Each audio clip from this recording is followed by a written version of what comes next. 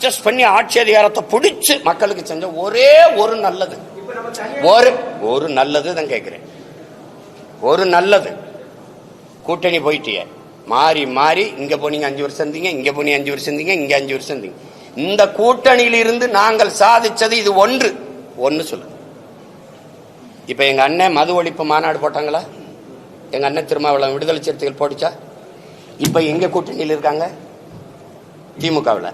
மது மூடாம திறந்து வச்சிருக்க பெருமகன் யாரு? அப்ப மது ஒழிப்பு மாநாடு பயனற்றதாயிருச்சா? இப்ப மதுவை ஒழிக்கிறவன் எவனும் அவனோட கூட்டணி அப்படின்னு பிடிவாதமா இருக்கணுமா இல்லையா? ஏன் இல்ல? சாதிவாரி கணக்கெடுப்பு எங்க ஐயாவுடைய கொள்கை.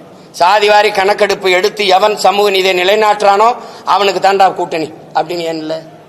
அப்போ நீங்க என்ன கோரிக்கை முன்வைக்கிறீங்களோ அதை நிறைவேற்றாதவன் கூடவே போய் வலிமையை சேர்த்தா எப்படி? வலிமையை சேர்த்தா எப்படி அது நிறைவேற்றப்படும்? என்ன பேசினாலும் கிடைச்சா இங்கதான் வருவாங்கன்னா இது எப்படி இந்த கோரிக்கையை ஏற்று எப்படி இந்த கொள்கையை நிறைவேற்றுவாங்க அவங்க?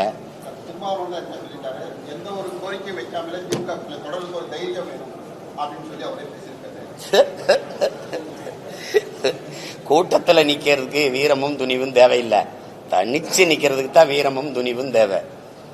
இப்ப எங்க அண்ணனை போய் நான் எங்க அண்ணன் எடுத்த நிலைப்பாட்டை குறை சொல்லவோ இது சொல்லவோ நான் இல்லை. அது அவர் முடிவு, அவங்க நிலைப்பாடு. அது இல்லை. நாங்கள் இதுல நிக்கிறதுக்கான காரணத்தை சொல்றேன்.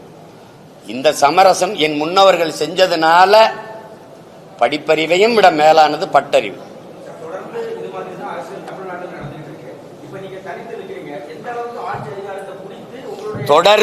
தொடர்ந்து இதுதான் நடக்குதுன்னு நீங்க தம்பி சொல்றீங்க. தொடர்ந்து நடக்குது என்பதற்காக ஏற்கனம்னு இருக்கா, இல்ல அதை மாற்றணும்னு இருக்கா? தனியா நின்று மாற்றமா இல்லையான்னு பாருங்க.